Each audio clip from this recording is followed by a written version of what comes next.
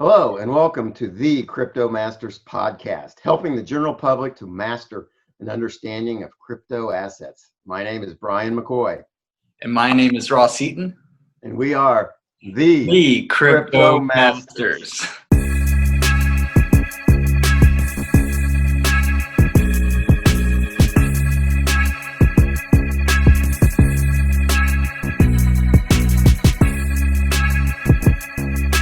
Not bad. That was pretty close. All right, we're laughing because we used to sync that perfectly when we're together. Since we've been doing remotely, not so good. But we're still the Crypto Masters, and we're going to get started on today's podcast. Today's podcast is Tron. Tron. Great name. I actually mentioned it to my wife, who's not a crypto fanatic, but she thought, oh, good name, Tron. So anyways, as a reminder, our goal is to provide information about crypto assets to help the public make investment decisions in the crypto space.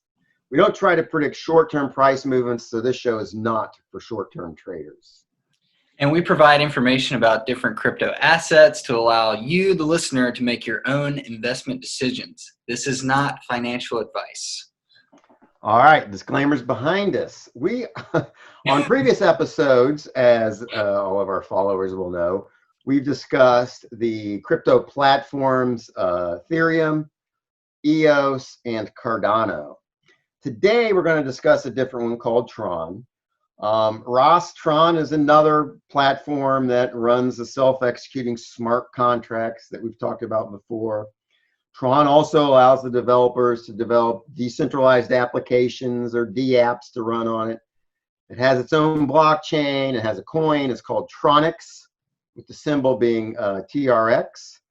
So Ross, what are we talking about here with Tron? How does it relate to the others? Yeah, so it has started with Ethereum being its kind of the starting platform of smart contract, and which, by the way, we can see your flag behind you. Oh, can you see that back there? I didn't know that was in the camera shot. Maybe you're not an Ethereum wannabe or anything. I mean, you like it, I guess, but it's not necessarily your thing. Totally, is it? Yeah, I figure. Well, one, I better get some kind of crypto banner back there, and two, I like the crypto banner. It's better than my bookshelf or whatever. All right. Well, anyway, man, I interrupted, but I had to comment on the flag. But yeah, we're looking at Tron, and this one, it's weird to bring up, but this one's got a lot of drama and a lot of controversy behind it. This is in the crypto space. This is as close as we're going to get to reality TV, I'd say. So I'm going to make some similar analogies, I think, maybe toward the end. But all right, you want to jump into some of the a lot of time I'll start us off with some basic facts. You want me to jump into that? Yeah, rattle that off for us, Brian. All right. Well, I mentioned some already. It's a crypto platform. It runs smart contracts. So if you listen to our previous episodes about Ethereum, about EOS, and about Cardano, you have an idea. That's the space it's in.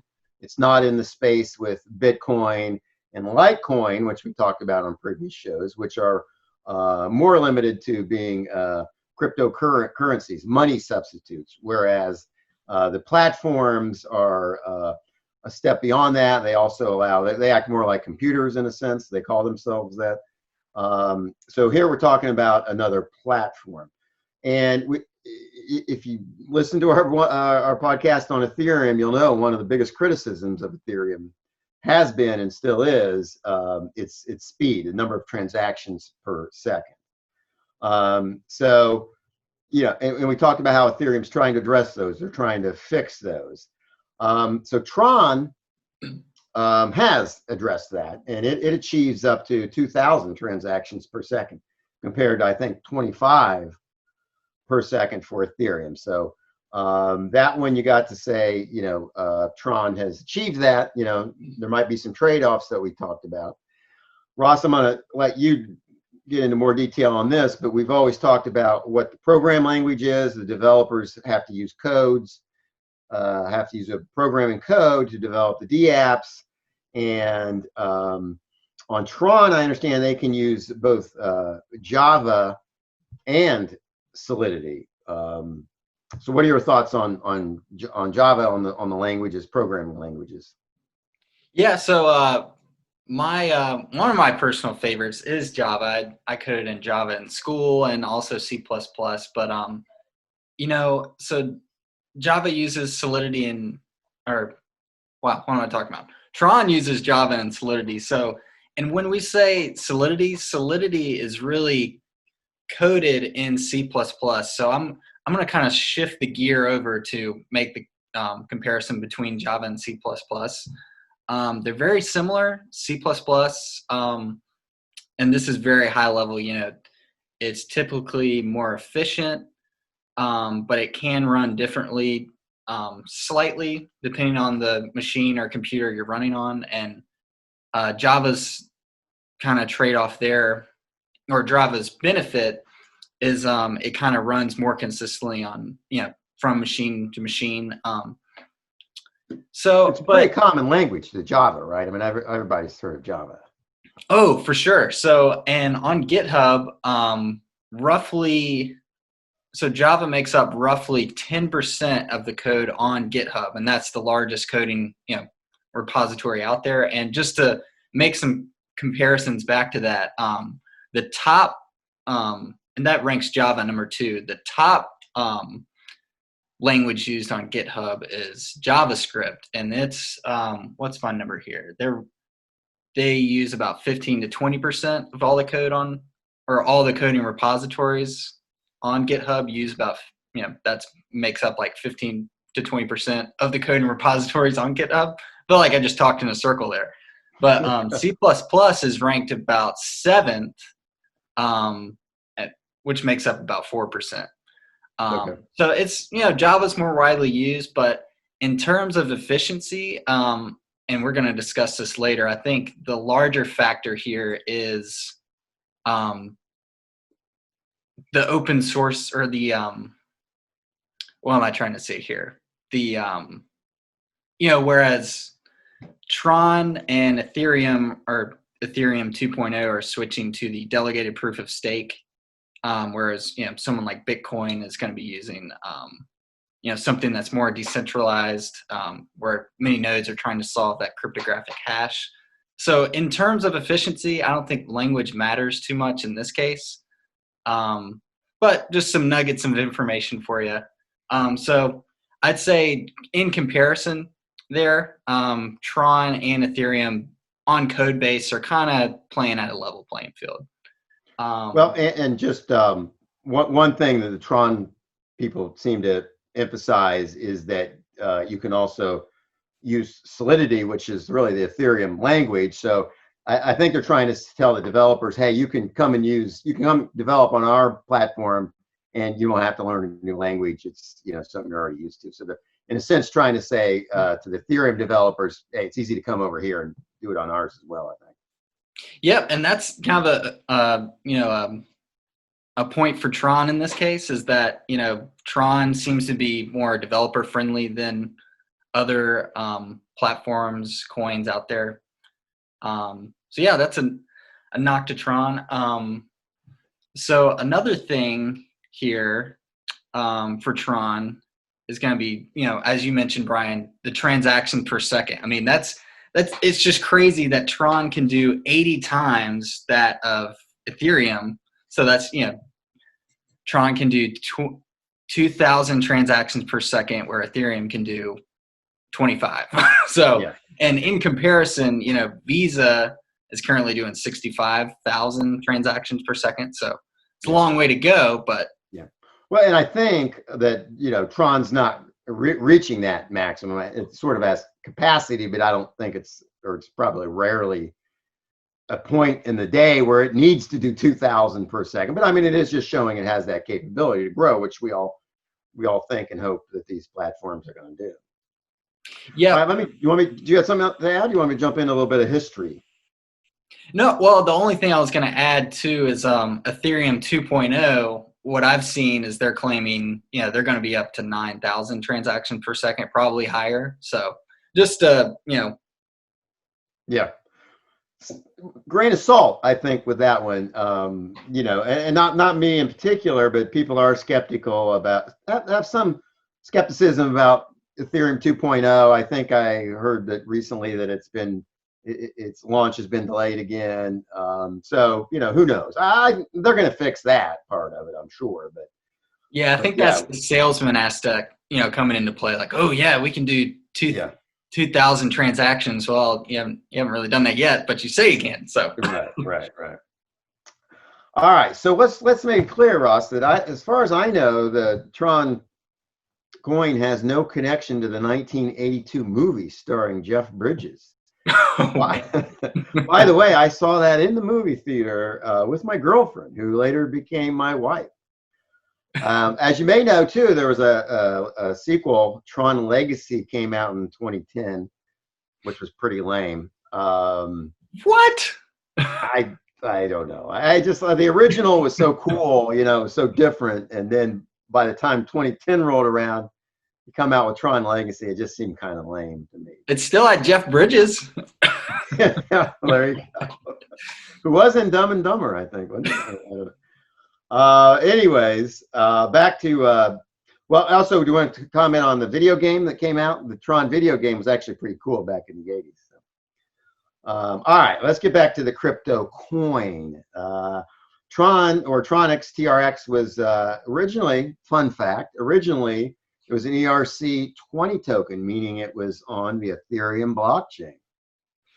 In June of 2018, in an event known as Tron Independence Day. Yes. No relation to that movie either. No Wilson. Tron launched its own coin mainnet. So Tron created its own blockchain instead of using Ethereum's back in 2018. What you got, Ross? Anything on what Tron has done since then? So I do have a fun story on that topic. So around the time, of Tron Independence Day, my friend, buddy, fellow crypto investor, staked a lot on Tron. And if you go back and look at Tron during that time, I mean, it was like $0.0002. So he ended up having enough to pay off like a good, I think overall his student loans from Tron. In Tron. So I'll give you the exact figures. During the ICO, one TRX token was priced at 0.0018. So let's just 186. So let's say 0.0019. And I guess a few months later, it was at 0.264, 14,200% increase. Yeah, his account was, I mean, he didn't put a lot in, but it was it was way up there. So yeah, it had a crazy boom there at the beginning. So it did. It definitely did, and that was good. You raised one of the fun facts that I was going to talk about. So its ICO was a big deal. It was successful for the people who got in, got out at the right times. Of course, they raised $70 million in 2017. Not bad, not the billions we talked about on EOS, but still not bad money. Okay, we talked about it. Really, its mainnet launched May 31, 2018, but a few weeks later they had their Independence Day. Tron Grid, everything. This is kind of interesting. They have a Tron Grid, which instead of everyone having to download and set up a full node, there's a full node running on the cloud, this Tron Grid. And so if you're a developer and you just need to tap into parts of that, you can do that without having to download the entire node. And I thought that was seems like a pretty good idea. They also call, just like Ethereum, they call their computer the Tron Virtual Machine. Ethereum has the Ethereum Virtual Machine. They could have done a little better job naming it, maybe a little bit differently. But one of the criticisms of Tron is that it engages in a lot of plagiarism. Yeah, The, that's the white paper was famous for that as well. yeah, and I don't know on this. Like, there's tons of drama for Justin Sun. Let's Like, go ahead. You touched on it. Let's talk. We always talk about the people behind the projects, and so I'm going to hand this off to you. So oh, who is it on Tron, Ross? so it's Justin Sun. Man, there's a lot going on here. It's kind of hard to pick a spot to start. But his original claim to fame, and I can't pronounce this, but is Peiwo or Peiwu. The English translation is "call me," but he was the CEO and founder, and I've heard it coined as the Chinese Snapchat.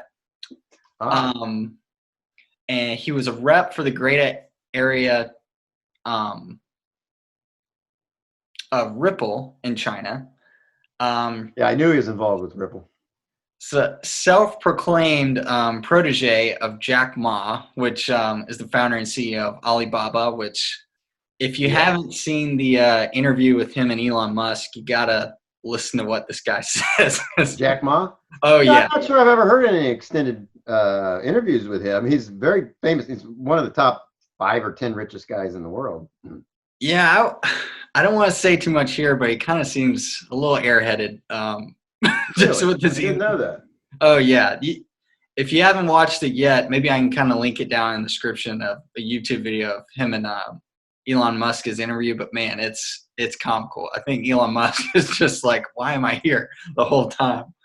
Um, but so I'm going to kind of segue into this for you, Brian. I know you wanted to talk about this, but Justin Sun also had the record-breaking bid. You know, there's a bid for a lunch with Warren Buffett every year, and had the record-breaking bid for it at 4.5 million. Yeah. I Some mean, controversy there. I don't know how long that he's been doing. Warren Buffett's been doing this for his charities, but I guess maybe it's last year. It kept getting delayed, but anyway, Justin Sun won it with that. Seems to me an astronomical bid, 4.6 million. I admire Warren Buffett, even though he is not a fan of crypto. I admire Warren Buffett. I'd pay a few $100 to have lunch with the guy, but I would pay $4 million. But anyway, for some reason, Justin kept delaying it. They said maybe he was ill, and this was way before coronavirus. And then he finally had the lunch with him and brought some friends and stuff. And I know they talked crypto and had a nice lunch and everything. But I heard afterwards, Warren Buffett wasn't persuaded to get into the crypto game. I like Warren Buffett. How can you not admire what he's done? Some people say he's critical of crypto because his company, Berkshire Hathaway, owns billions and billions of dollars of bank stocks. Citibank, and he had a big stake in Wells Fargo. So they're insinuating that that's one of the reasons he doesn't like it. I don't know. I don't know his motives, and he may just not understand it, even though he is a smart guy. He's over 80 years old, so it's not in his generation to be interested in crypto. Although some of the older generation are, but Yeah. I don't think they persuaded him. It would have been an interesting lunch, though, don't you think? Oh yeah, and I think he's quoted as saying, cryptocurrencies are the equivalent of rat poison or something like that. Yeah, that So, was his partner, I think, first said that, and then he oh, kind of okay.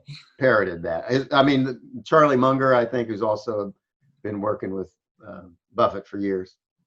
Yeah, and so a little more on that, why Justin Sun was delaying that lunch. So first, he was saying, and this comes back to this, reality TV show type drama. He said, "Oh, I have kidney stones. I have to delay." But then a Chinese news article posted that, no, he doesn't have kidney stones. The Chinese government has him on charges here in China, and he can't leave. Coming back to his, Snapchat of China app, there's all sorts of controversy there of, stuff. I won't even go into it. You can research it yourself, but Yeah. yeah. So, but and I'm not sure if he owned up to it, but it's still just kind of funky. Like, even so, I guess I've never had kidney stones, but if this is the guy to talk to about crypto, and the most critical guy, you make that meeting, Yeah. no matter what. Right. That's just my opinion. Right. You send a secretary or something. My one of my favorite projects we've talked about already, Cardano. I was thinking it would have been great to have Charles Hoskinson have lunch with Warren Buffett and have Hoskinson explain crypto to Warren Buffett. That might have had a different result, but who knows? But it seems to me like Hoskinson and Buffett would probably get along better. And Hoskinson seems a little bit more down to earth. He's not controversial like Justin Sun, but yeah, would have been nice to have somebody with the stature of Warren Buffett to come out and support crypto, but no, that didn't happen with the with the Justin Sun meeting. Yeah, and I don't know if we'll see it happen in any near future or ever. No, I don't either. But, I mean, and I don't know if who knows the reason why. But anyway, that's fine. We're getting a lot more mainstream hedge fund billionaires coming out in support of Bitcoin, mostly Bitcoin as being a store of value, like we talked about on our podcast many months ago. mm-hmm. All right, so let's talk about, like we always do, what's the security for the blockchain. Back at Bitcoin, we talked about proof of work. Ethereum, as of now, is still proof of work. Listen to those podcasts if you need to know what that means. But a real, in a nutshell, it uses a lot of computer power, which uses a lot of energy to secure the network and make sure that that it's safe and people can't, basically hack in through that. So, and we've talked about the others. I think Cardano has an interesting proof of stake. It's not delegated proof of stake. We talked about EOS, and its principle actually invented, I think we talked about the decentralized proof of stake, the DPoS. And so Ross, as I understand it, Tron has a DPoS as well. Why don't you talk about that? Yep. So, this is Tron's solution for trying to, at least their claims for, 2,000 transactions per second. So, I think, what was it? EOS had us 21 delegates. Here in Tron world, they call it super representatives. So they've got 27 who generate and validate blocks every 3 seconds. What's pretty cool is super representatives are reelected every 6 hours. And what's cool in the Tron world too about the super representatives is they can vote on improvement proposals by the community for the Tron network. So that's pretty cool. Cool aspect.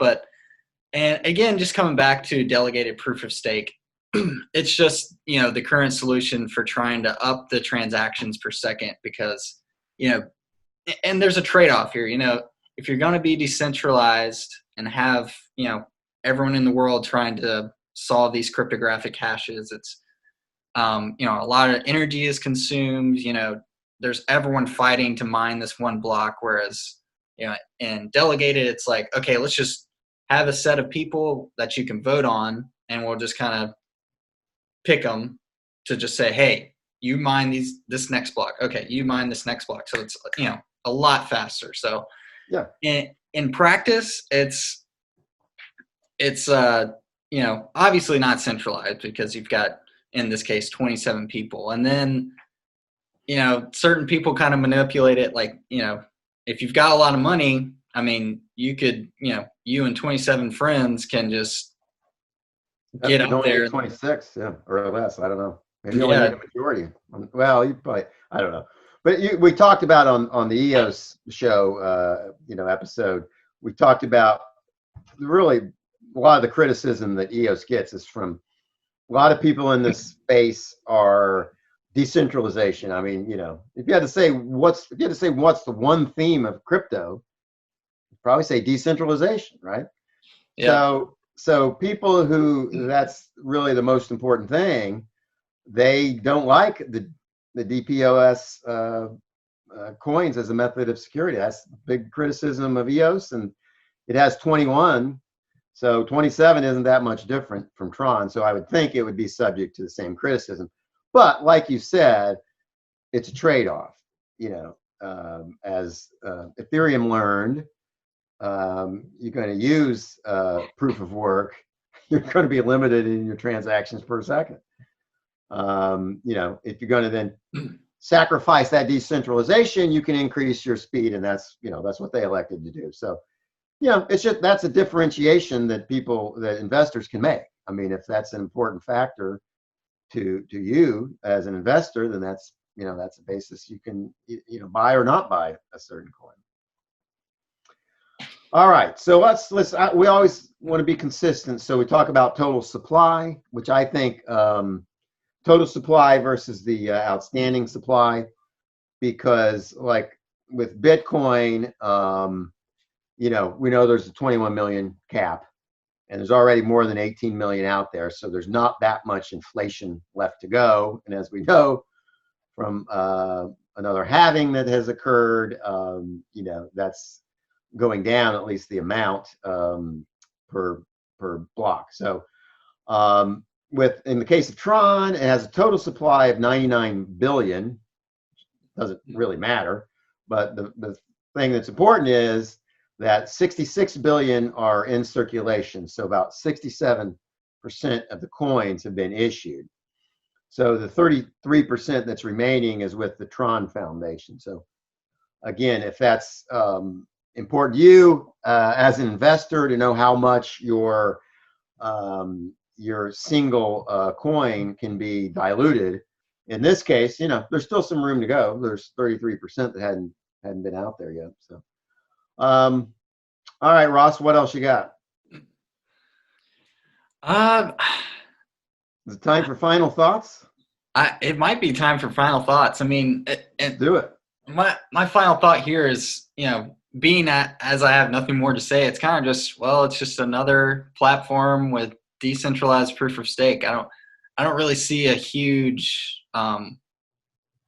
it's not a big enough differentiation for me. I think if you're a DApp developer, it sounds like, it's a nice area to start playing around with some DApps, just because the community, the lower transaction fees. But I don't know. If I had to, again, pick between, Tron and Ethereum, I'm going these guys. Yeah. Ethereum. If I had to pick EOS or Cardano, I'd probably pick those over Tron. It's just, there's just too much controversy. It's like the software is great. It's doing great things, but I'm just worried about Justin Sun's drama. There's got to be more drama coming up. I mean, keep watching. Set a Google alert for Justin Sun, because there's going to be more. And there is. I mean, ongoing. We don't like to date our podcast, but there's current drama with another acquisition that Tron had. They acquired. We should have mentioned earlier, they did acquire BitTorrent, and that's now part of it's on the Tron blockchain and part of the Tron platform. So recently they also bought Steam or Steemit, and now there's controversy going on with that. Some of them tried to break off and start their own blockchain, and Tron is actually punishing some of them somehow by not recognizing their coins. But in any event, it's some more drama, and I think I'm gonna come down the same place you did, and that is it's as far as I know, it's a good platform. There's definitely people using it. There's DApps on it. It's real. You know what I mean? It's not a scam, anything like that. I'm certainly not saying that, but it has really good competitors. And with the drama with Justin Sun, it's almost like, too much sizzle, not enough steak. Or I don't know, maybe it's just too much drama, and I'd rather have something, good and steady. And in my case, I do like Ethereum and I do like Cardano. It's not that I'm saying, I don't want the Tron people saying, you guys shouldn't diss our platform, because really we're not. I'm not saying anything bad about it. And I think most of the Tron people would say, Justin, we don't need so much drama here. Let's let our software and our platform do the talking for us. But yeah, I'm with you. It's just not exciting enough or different enough that would make me invest with, limited funds like everyone has.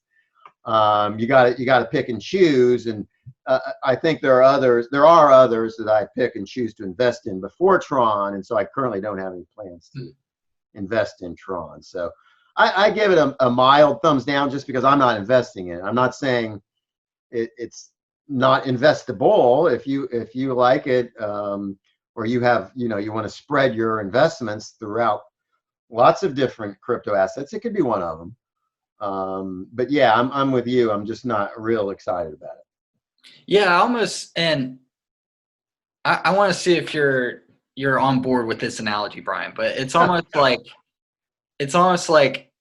Tron is the same as Litecoin is to Bitcoin as Tron is to Ethereum. It's like Litecoin's faster than Bitcoin, but it's just so similar. Yeah. Tron's faster than Ethereum. And when I say Ethereum, I'm already in the mindset of Ethereum 2.0. It's not here yet, but when they release the decentralized proof of stake, I feel like Tron is going to become a little more relevant. But yeah. Well, here's my analogy, and I'll be quick about it, because if you don't know American football, it's not going to mean much. And this is a little too harsh, but I would say Tron is kind of like Johnny Manziel. You remember Johnny Manziel? Oh, yeah. And Cardano is more like Drew Brees. So that's my analogy. That's a little too harsh. I think Tron is a little bit better than Johnny Manziel's NFL career, which is a disaster. Now, Johnny Manziel in college was the real deal, but once he got to the NFL, his play and his state of mind seemed to drop way off. But anyway, that was a harsh analogy. I kind of like it though, but yeah, shots were fired. I'll save it for another one, because when we have a coin on here that we both really dislike, maybe I'll go back to that. But anyway, I think again, Tron is not bad. We're not really dissing it. We're not saying stay away. Just saying with the other options, I'm going with some of the other options. Yeah, I like it. All right. Let's call it a show. So this has been another the Crypto Masters podcast. Until next week, everybody. We'll see you on the next podcast. And check us out wherever you get your podcast, Spotify, Apple Podcast, and obviously if you're watching this on YouTube, we're on YouTube where you can see our beautiful shining faces. All right, you keep that social networking going, Ross. Good. All right, take care. All right. Thanks, everyone. Bye.